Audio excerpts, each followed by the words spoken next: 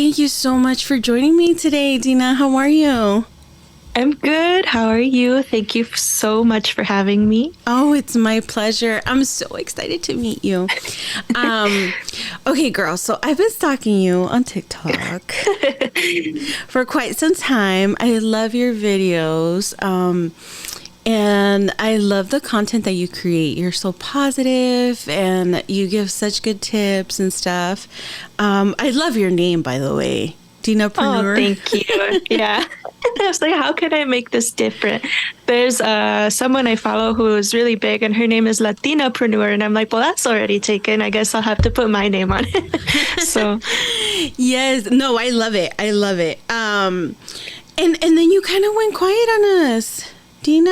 I did. But don't hold on. Don't say anything just yet, okay? I want to Okay. know actually about you. I want to get to know you because I've been so curious. I'm like, okay, where's Dina from? Like, what's her story? How did you get here? Like, I just would love to know more about you.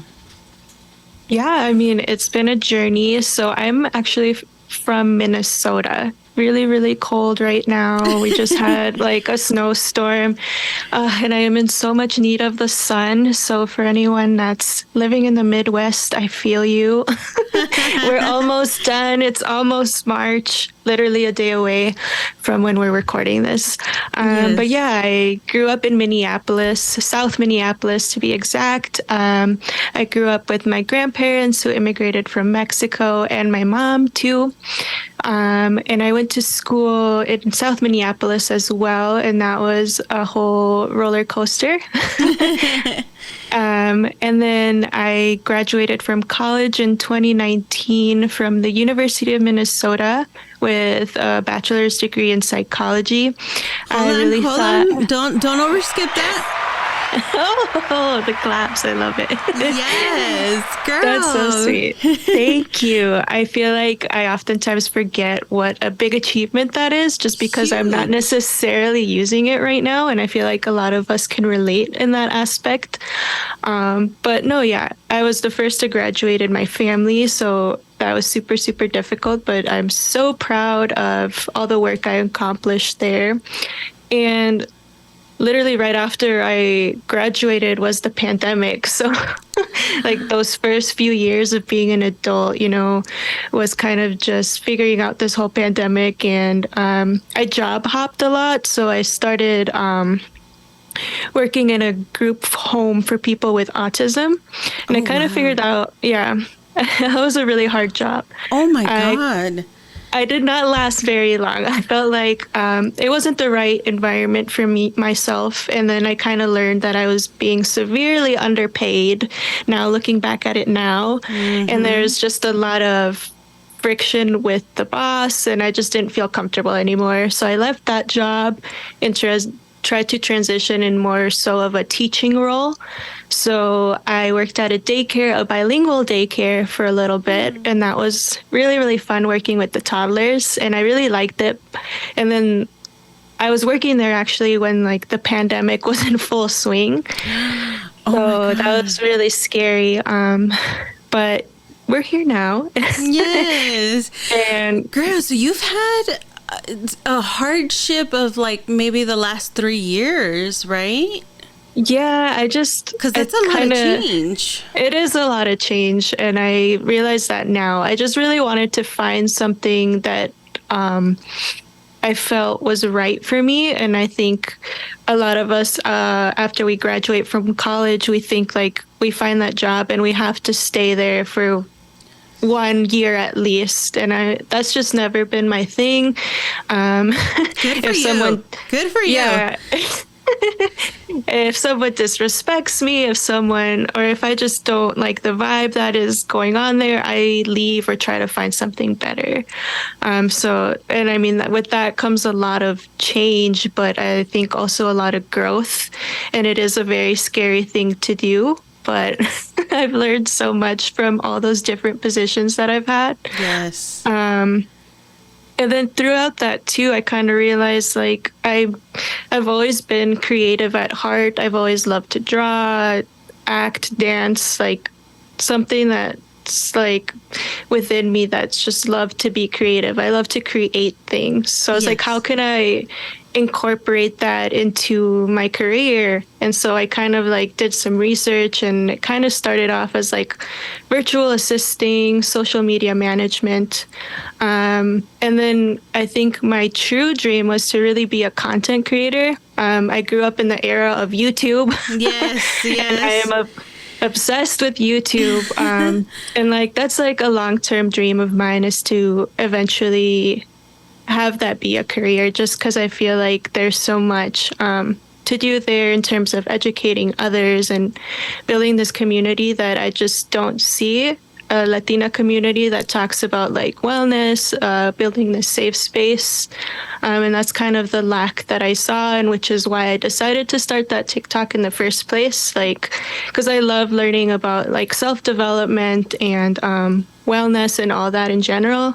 And I just kind of noticed that there was a lack of people that talked about those things, but from a Latina perspective, a first-gen perspective. And I'm like, I think that's missing. So let me just make it happen. And that's exactly what drew me to you. Oh, that's when I saw First Generation, I was like, oh my God, because I do feel like there is a space for us. And let's just hold on. Because this is so much to unpack. Let me break it down, okay? Sure. So your grandparents and your mom, what year did they immigrate over to the U.S.? It was I have to think. Yeah, so long ago. Yeah, super long ago, at least 30 years ago, if not more. So first, my grandpa came over, and once he kind of found a job and was able to find a safe space, then my mom and her brother and my grandma came over. And my mom and my uncle actually went to high school here. So they were kind of the ones to like, not speak any sort of English and really transition into high school. And like, that's a completely culture shock, like such a culture shock for them. I can't even imagine. Girl, I mean, it is, it's already for our parents, right? Because my parents immigrated here in the 70s. And I'm like, how did you do it? Like, there was no Google. There was social media. Like, how did you find jobs? How did you know what Social Security was? Like, who helped you? And, bless their heart, because I feel because they were in such a new place and they didn't know the culture, they didn't know the language, they didn't understand maybe the system, how things work, because it works completely different from Mexico. Some of their fears are instilled into us. So we're supposed to be like kind of on survival mode all the time. And I just realized that it's okay not to be on survival mode. Like late into my 30s, right? But I'm like, no, it's just, hold on, like I know the system, right? Because I grew up here. Where did they immigrate from? What part of Mexico? They're from Morelos. Oh, okay, okay. All right. So, girl, okay. So your mom was able to go to high school here. Did she graduate? She did graduate. She actually had me her senior year of high school. So I have baby pictures of her holding me at her graduation ceremony, and it's just the cutest thing. And she like tells me stories of like, dropping me off at like the high school daycare, and like she had a really close friend in high school that was able to kind of support her. And so just hearing her talk about those things, I'm like, Mom, that's like a really big accomplishment. And I think she undermines herself a lot, which is, big. As like, I feel like as Latinas, we do that a lot. And I'm like, no, Mom, that's like really big. And I think she should be proud of that more. Cause like, hold on, we need to give your mom a round of applause. Seriously. Wow. I mean, wow, that's amazing, Dina. Okay, so I'm starting to see where you get your strength from. And how you're such a fighter. Okay, so then you growing up with a teen mom, how was that like? What was that experience like? Because it's almost like you growing up with your mom. Yeah, literally. So she was a single mom. So I grew up with her and my grandparents, and my grandpa acted as like almost my dad. So Yeah. I see him as a dad. And it was it was a lot. Um, Looking back at it now, I kind of feel guilty for not seeing how hard it was for her because, you know, as a kid, you just want your mom around, you just want to hang out with her, but she had to work and she also wanted to enjoy su juventud. And like, I would kind of get jealous when she would go out, but like, no, she deserved that. But at the same time, I'm like, Mom, I just want to spend time with you. But, you know, Grow up that's later, okay. mom, not right now. I know. But you're a Yeah. kid. I mean, I can't even blame you for that because you didn't have, or maybe you would see other classmates, right? Because people show us what they want us to see. So sometimes you feel like other families are perfect and you feel like they're all well put together and you might see the mom and the dad and you're like, well, why can't I have that? And why is my mom going out? And why, I can imagine how that affected you growing up. Yeah, it was not easy, but at the same time, it was fun having a younger mom just because she's the reason I love reggaeton so much. We actually went to the Sueños Festival in Chicago That last is year so together. fun. Yeah. Oh my God. That sounds like a lot of fun. How was it? Was that It like was your really, first really big event fun. with your mom? Kind of, yeah. I mean, like I said, she's always shared this love for reggaeton and she instilled it in me. Like I remember like driving to school at like 7 in the morning, like blasting Wisin y Yandel. And like yeah. I love So like it. those core memories of like just reggaeton playing. So we both really share that love for music and dancing. And she also instilled in me like this love for exercise. So I would go to the gym with her a lot too. Even if it's going to La Zumba, Yeah, yeah, yeah, she'd bring yeah. me along and like, I don't know. Just So we would moving your find body. ways. Yeah, yeah. We would find ways to kind of grow that relationship. And I loved that a lot. Yeah. Yes, girl. Oh my God.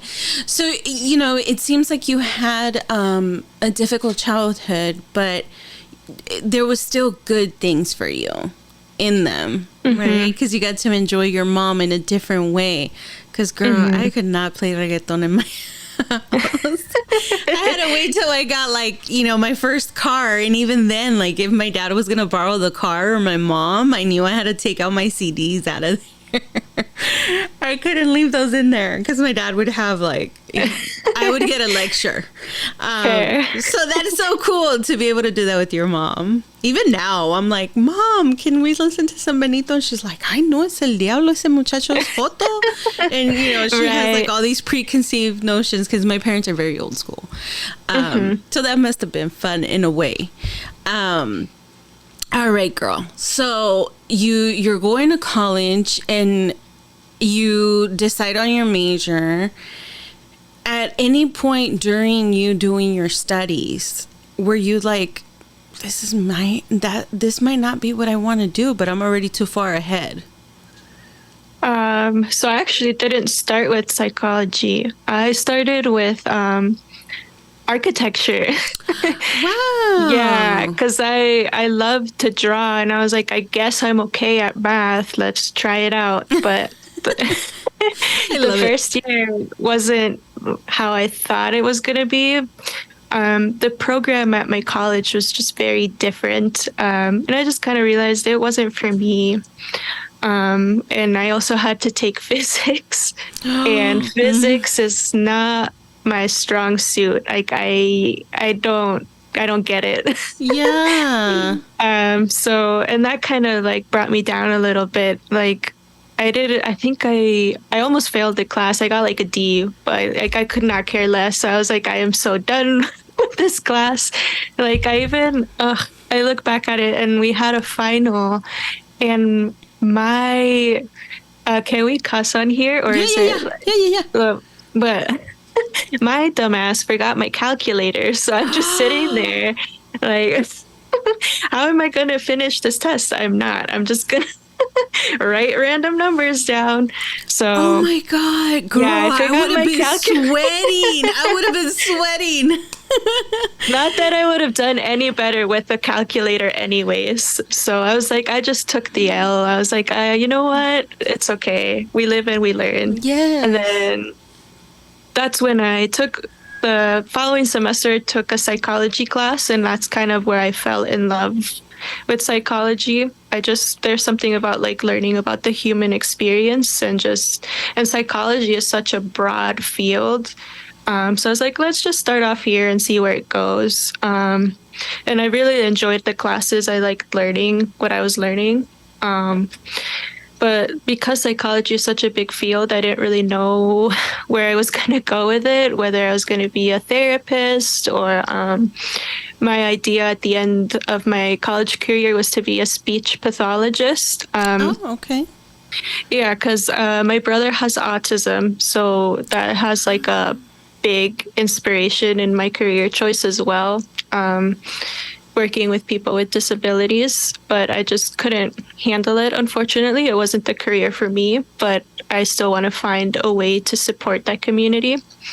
But yeah, and then the reason I didn't go through with speech therapy is because of that experience working with the people with autism in that house early on in my career, and because I would have to go back and get my master's. And oh God, more school. yeah, more school. I love school, but I just cannot afford it. And so I was like, you know what, this is gonna be where it is for now. But yeah, that's kind of. I love that you're kind of. I first of all, I admire you being honest with yourself and being open to go into different areas and dabble. Because I don't know if you have the same mindset I do, girl. Sometimes I feel like a failure because I'm trying so many things.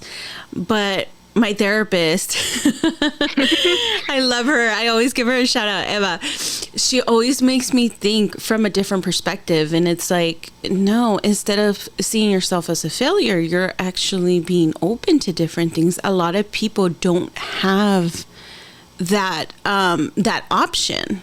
I'm sure if you can go back and ask your grandparents what their dreams and hopes were, definitely wasn't what they wanted to do. Right. So the fact that you're doing that, props to you.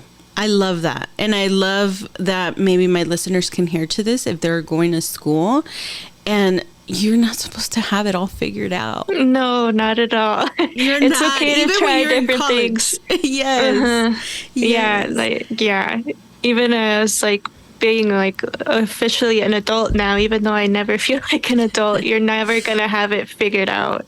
And I think that's the beauty of life. As like hard as it is, that's really what life is about. So yes, 100%. Oh my God, I might repeat that. I might play it back because people need to say, like, people need to have that like engraved in their mind. It's okay not to have it all figured out. Like I said, I'm in my late 30s and sometimes I'm still thinking about things. Yeah. Pero okay. And then you mentioned your brother. How much younger is your brother from you? He is 3 years younger than me. Wow. So you guys are not that far apart from each other. No, not too far. Mm-mm. Wow, girl. Okay, so autism. Can we talk about that a little bit? I have my nephew that has Asperger's. And we didn't know. I was actually the one that, reached out to my sister and was like, hey, you need to take him, get him checked because there's something off. And till this day, that's been really hard on my sister. She doesn't speak on it.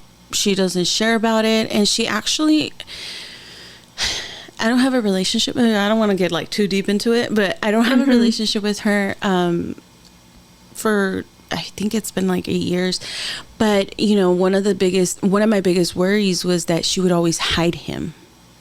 So even when people would come over, she would be like, "Métete al closet. Like, I don't want people to talk about you, or go into your room. Maybe not the closet, but go into your room, and don't come out because I don't want people to make fun of you." And she like wanted to protect him. I don't think she meant it in a bad way, right? But he's not dumb. Mm-mm. They understand so much better than we do, I feel. But how did it affect you? Because, we hear about, the parents and all that, but the siblings can kind of get lost into it too. I know for my nephew, he has 2 brothers, and they sometimes were overlooked because of him. Yeah, I mean, I became so overprotective of him. Because we're only 3 years apart, we would kind of get to go to school with each other for a year or 2. Yeah. So I would always kind of, make sure I knew where his classes were, or especially in elementary school, I was super protective of him, especially because at that age, nobody or kids don't really understand what autism is, and they kind of, look at it as a weird thing. But, he was diagnosed pretty early, at the age of 2, because he took really long to start talking. So my mom's like, this is not, this is weird. So she took him in, and he was diagnosed with autism. And I've just always been extremely observant. I saw how hard it was on my mom. So I would, I would kind of try to help where I could, whether it's, keep an eye out at him at school, kind of trying to learn about autism in the first place, I think is a really, really big thing. And not just autism, because it's a spectrum too. And I think getting him diagnosed at such an early age is what kind of helped him kind of learn how to, I don't know what the word is, but kind of manage the world a little. Yeah, manage the world a little bit better. So he's kind of able to communicate a lot better. He's actually in college right now. And I'm so proud of him. He's doing brother. Good. Yeah. Honestly, I feel like they're smarter than us. They're so observant. He's so good with technology. At such a young age, I'd be like, "Can you help me with this?" Or even to this day, I'm like, "Do you can you help me set up the Wi-Fi here?" He's so smart, and he loves working with computers, and I think that's what he wants to do. Even though this whole process of going to college is going to take him longer, I think that's completely okay. Yes. People are going to take college at different paces. So if you need to take a break, a year off, 2 years off, even 5 years off, that's okay. You can always go back to it. Take it at your own pace. He's only doing one class right now. And I try to help out with that when I can. Since I kind of already went through the whole process, that reminds me I have to go do his FAFSA for him. So you got things to do, girl. I got things to do. Yeah, because summer, probably the summer schedule already came out. But yeah, that's wonderful. I feel that what you just said applies not only for people that have difficulty with school, but just anybody in general. Mm-hmm. I think society puts these standards on us, right? Like by 18, you're supposed to have this, and by 20 something, you're supposed to have this, and by 30, you're supposed to have this. And it's really not. You are in charge of what you want to do with your life. Exactly. And I still have to remind myself of that to that day when I'm like, oh, I feel like I'm behind in life. No. But, you are at where you are at for a reason. And even you're not going to know why until later. And you'll look back at it and be like, oh, that makes sense. Yes. Girl, as a psychologist, oh my God, we're so... I'm like, this is kind of random.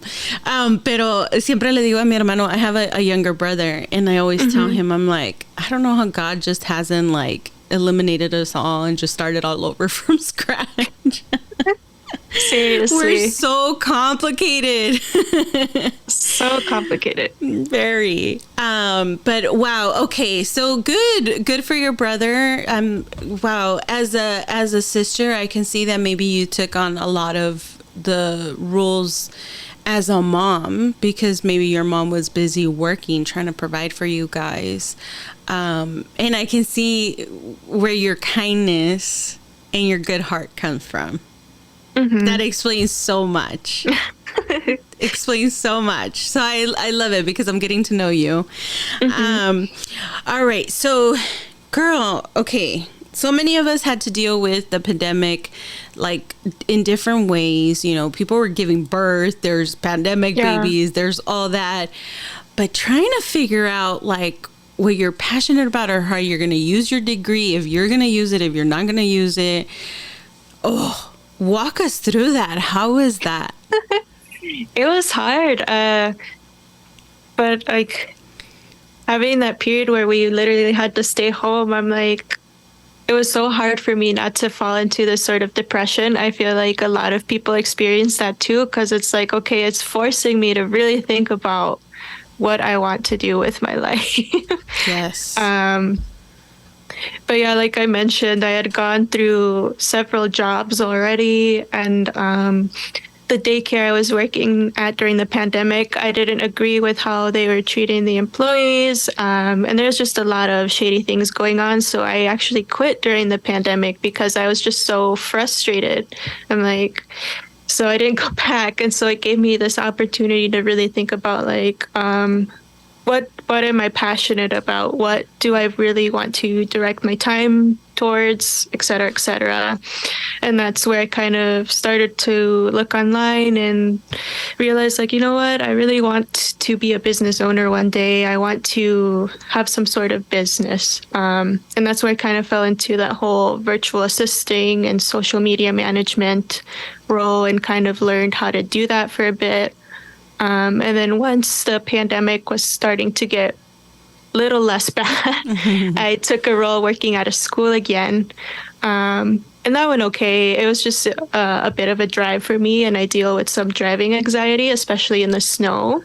Girl, I live in sunny San Diego, and I have driving anxiety, and we don't even have like traffic as bad as LA or like conditions and stuff, but 100% valid for you to feel that way.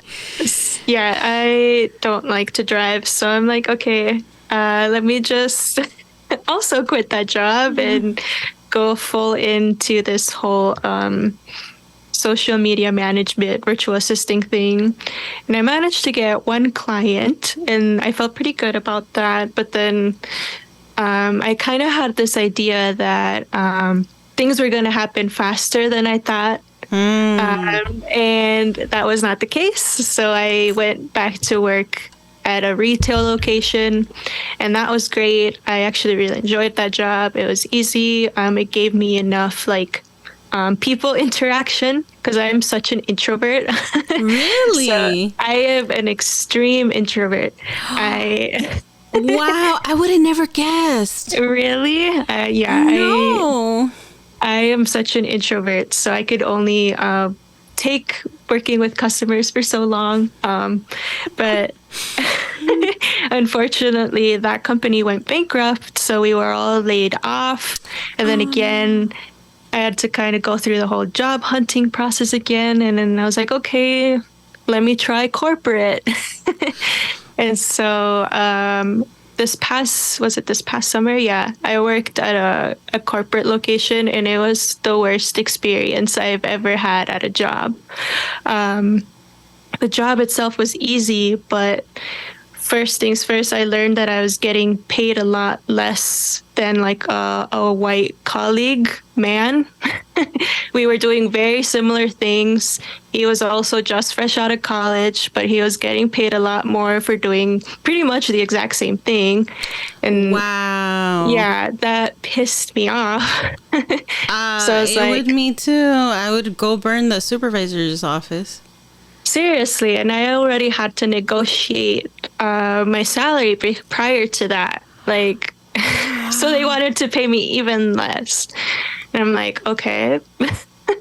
I have a story about that if you want to hear. Yeah, go for it. So I worked in healthcare for 15 years, and I had this one supervisor. She was horrible.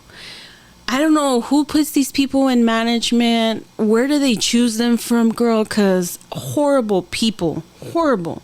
The job itself, I loved. I love working with patients because I have had conditions medically that I've dealt with my whole life. So I've always been in and out of hospitals and stuff. So I love to get to know people and like get to help them out, right? Especially in the medical field. And so this was the surgery department. Because I've worked every department in the hospital, girl, trying to find my passion. I've been through it all, but this was one of my last positions. I was working in surgery and billing, but they had me like cleaning. They had me checking in people. And I'm like, this is not the role, right? But I'm like, okay, you're just trying to do better to hopefully climb that ladder. And I was like, I can't do this anymore. It was to the point, girl, where I was getting so sick that I would just cry myself every single day going home from work. And to get up and go to work was like a whole ordeal. And I was like, I'm going to quit. I'm just going to put it out there. Like, I started looking for jobs. Like in February. And I hadn't heard anything back. Nothing. But I told my husband, I'm like, you know what, at this point, I'd rather us be homeless than me having to go back to that place. Yeah. And so in August, I told my supervisor, I said, you know, I'm giving you, instead of 2 weeks, I'm going to give you a month because in September I start a new job. And she was like, okay. By the way, the supervisor had thrown in my face when I would take vacation, like, you know, one time my dad had surgery, and so I asked for a few days off. Not a big deal. And she was like, no, we can't do that. And I ended up kind of doing my schedule to kind of fit what I needed. So I would have to go in super, super early so I could get off early. And when I came back after like I think I called out 2 days, she was like, oh, well, it's not my fault that you went on vacation. And I was like, okay, whatever. So in August, I said, you know, I'm giving you a month. I'm being more than nice. I'm giving you a month to find somebody. I'll go ahead and train them and, you know, then I'll be on my way. She said, okay, that's fine. She didn't start looking until the last week. That was supposed to be my last week. So this girl comes in. She was a transfer from another department. And she takes her into her office and, you know, I'm doing my daily duties, whatever. And this was towards the end of the day. So it was like the first day of training that I was doing with this girl. And she comes back out and she goes, Maribel, I'm so sorry. She goes, can I ask you, how much do you get paid?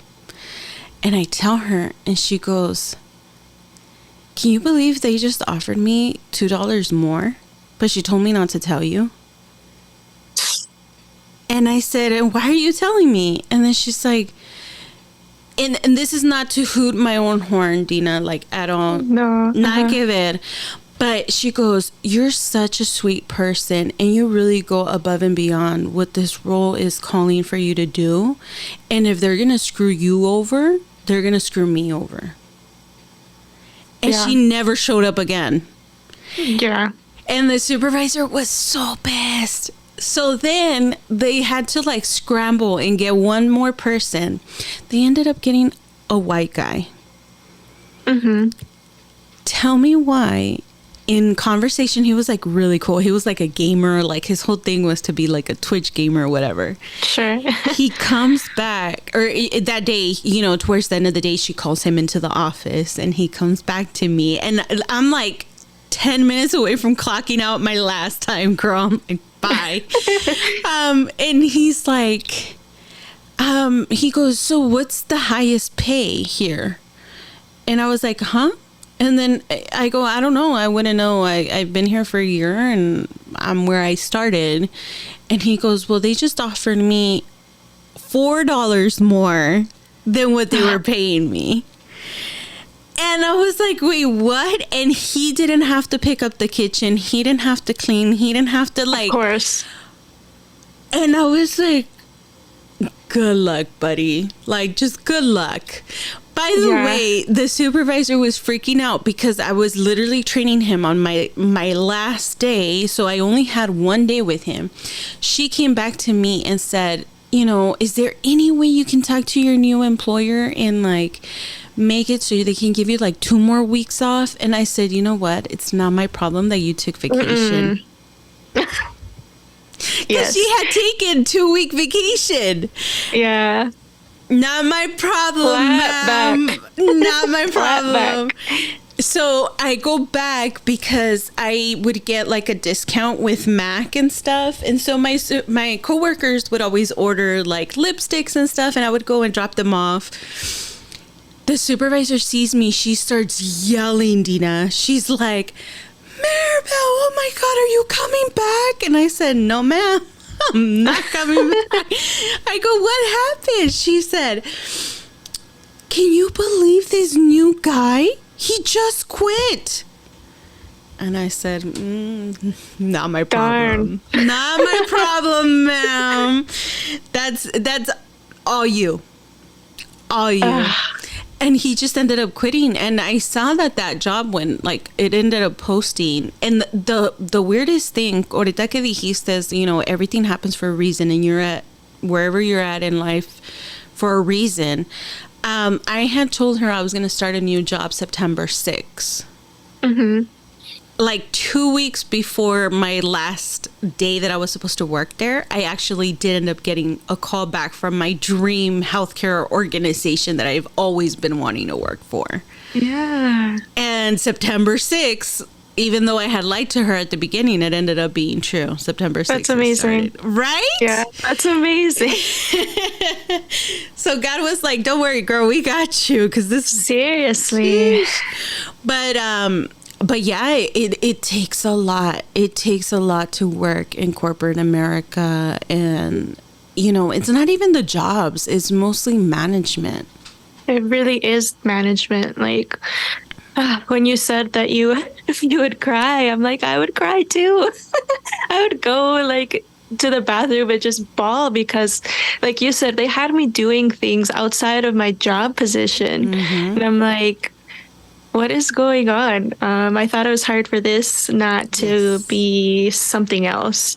And on top of that, I just feel like the supervisor just had it out for me for some reason. Yes. What is your problem with me? And I was the only person of color in my department too. So to put that into perspective, we were in a meeting. I don't remember what we were talking about, but I think you know, my head got away from me and I guess it looked like I was daydreaming or something. And she's like, hey, Dina, do you not care about what we're talking about? Like, just called me out in front of everyone in the whole meeting. And the girl sitting across from me, she was like, she looked scared. And I was like, what did I do? What the hell? Right. Like, you know, if you have a problem with me, take it outside. Yeah. Okay, so the supervisor that I'm telling you about, she would go in my office. And the first time she did it to me, I was like, you know, I called her by, I don't want to say her name, but I called her by her name, like, and I was very serious because usually I'm nice, I'm kind, you know. I'm not myself when I'm at work. I try to be professional. And I was like, I'm not your dog. Don't do that to me. Seriously. And she was kind of like, what? And I said, no, don't do that to me, please. My name is Maribel. Yeah. Like, the audacity of these people. Seriously, the audacity. Oh, girl. Yes. So I could definitely relate to that. Now, in you switching jobs and, you know, trying to find your place in the world, did you have some backup? Are you still, you know, being... not supported, but like, are you being backed up by your family through these moments? Yeah, I mean, my mom, she She is so funny. She was looking at the job posting reviews, which is what I should have done. But, I needed a job. And she's like, oh, I had a feeling you wouldn't like it because these reviews were not very good online. And I'm like, why didn't you tell me? But, sometimes it's like hard to read too, because like, I kind of just took a leap of faith. I'm like, well, maybe it's not true.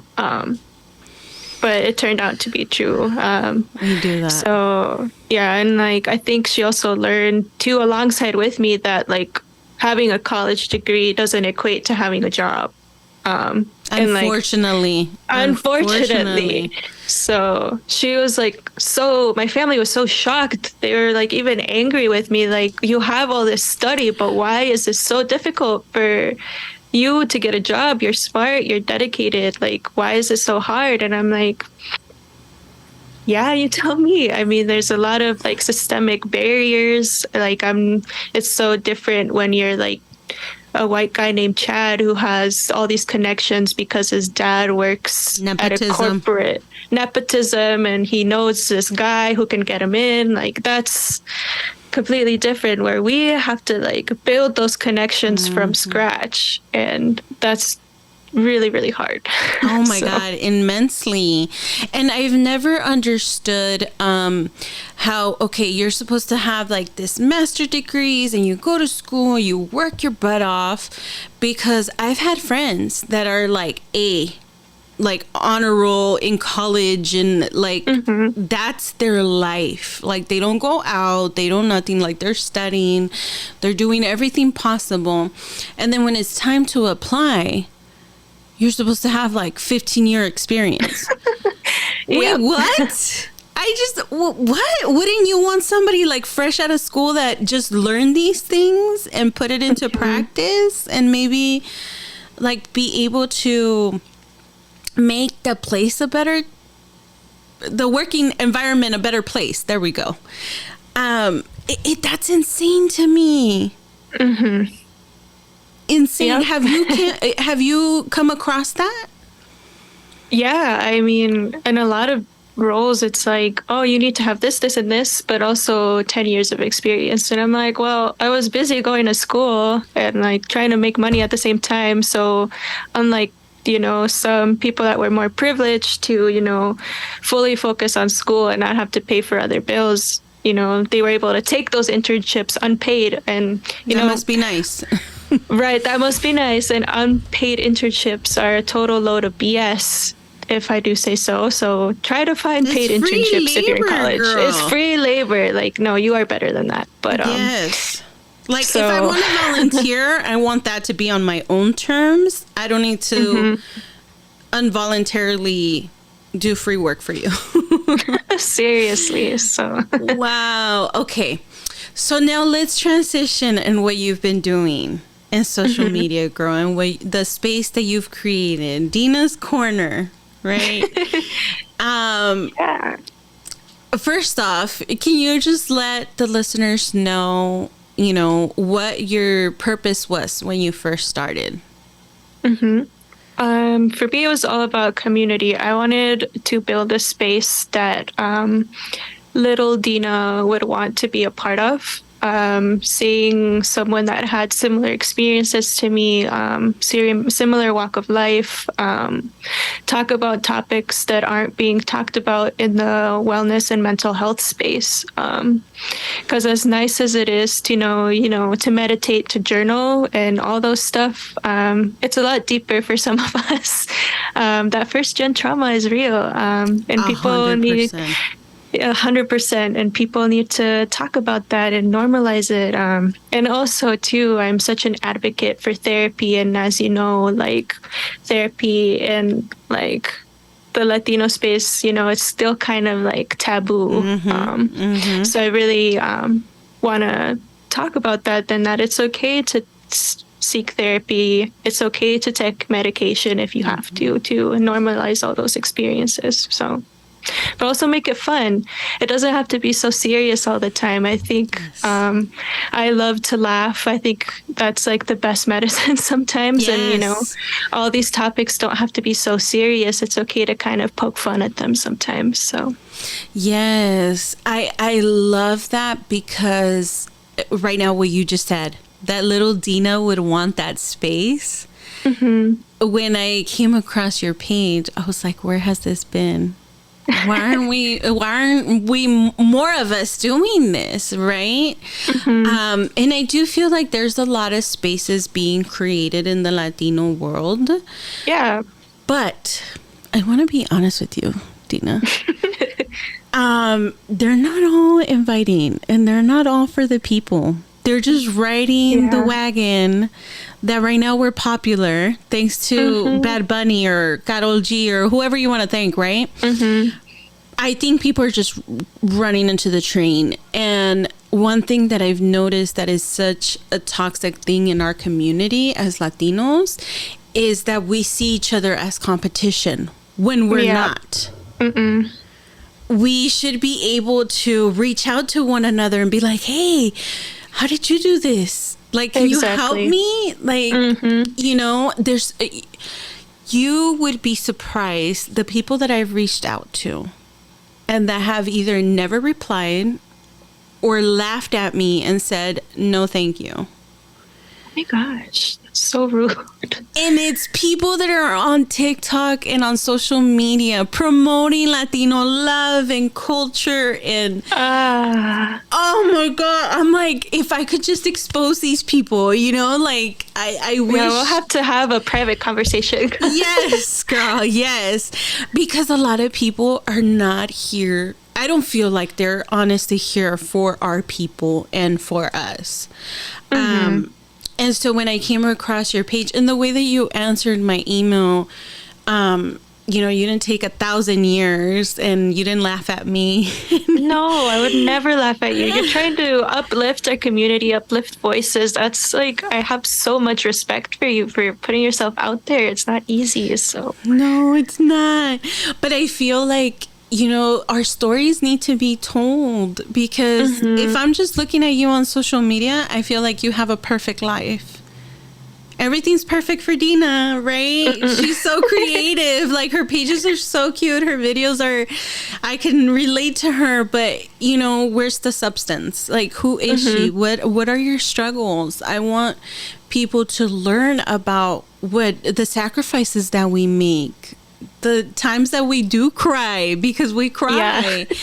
Content creation is not easy, especially when you're trying to be meaningful. I have found that, you know, the guy with thick thighs shaking his ass on tables goes viral, but me trying to spread love and trying to spread, like, you know, talk on taboo topics, that doesn't go viral. That doesn't get attention, right? And it almost sucks because I have to break down the clips of my interviews to be somewhat controversial for people to want to tune in.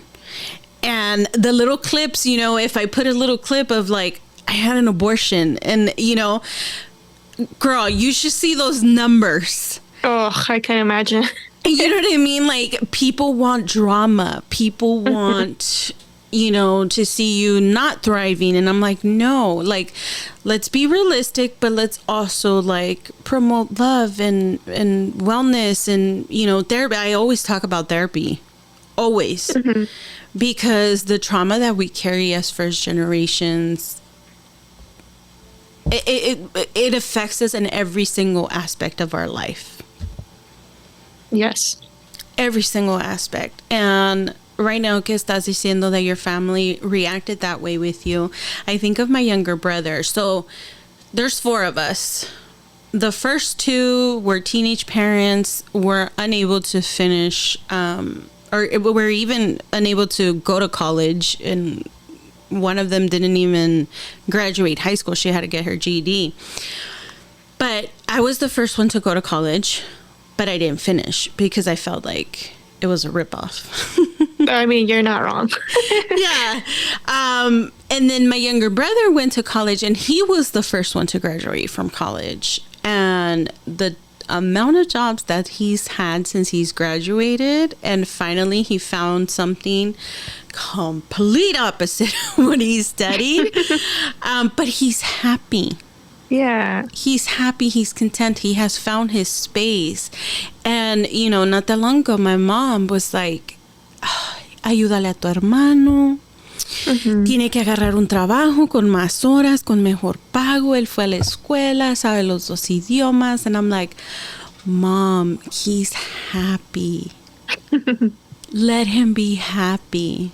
He might not be earning, you know, the amount of money that you maybe dreamed of, or maybe that he even dreamed of, but money's not everything. He's happy. He's stable. He's able to pay for himself. He's very responsible. He's very disciplined. He's like into martial arts and stuff, and it allows him to still do his that's his form of therapy. Yeah. And I'm like, Mom, just let him be. And finally, I feel like my parents have kind of understood like mental health is first. But my brother would get very desesperado with them. And he would call me and he would be so frustrated. And I told him, I said, brother, my parents didn't have the choice.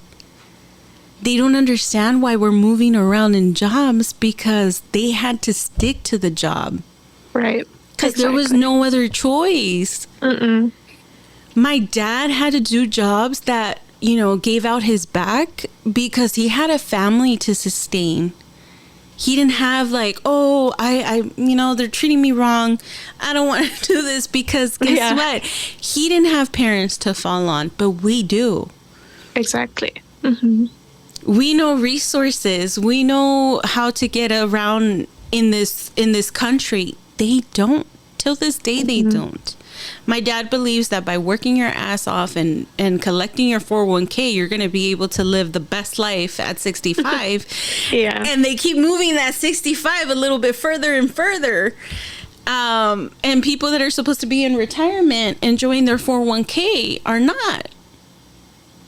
You know, this is why we're seeing 80-something-year-olds, 90-year-olds, you know, working at Walmart and complete strangers blessing them. Right.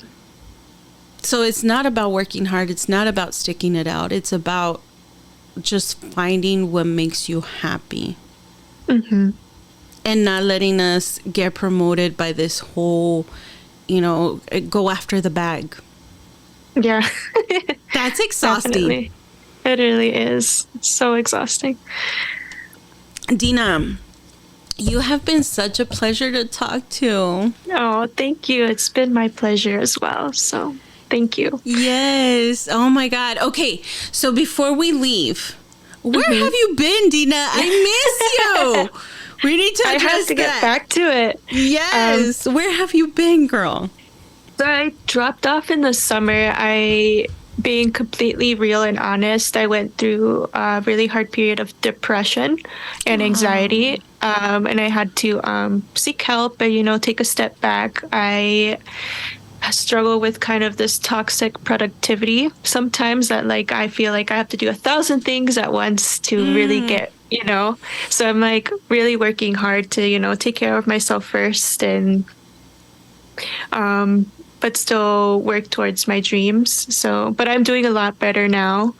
And I'm trying to consistently post content more. And like sometimes there's a period as you're starting out as a content creator where you're like, oh, why am I doing this? Like, I feel like no one's like watching, nobody cares.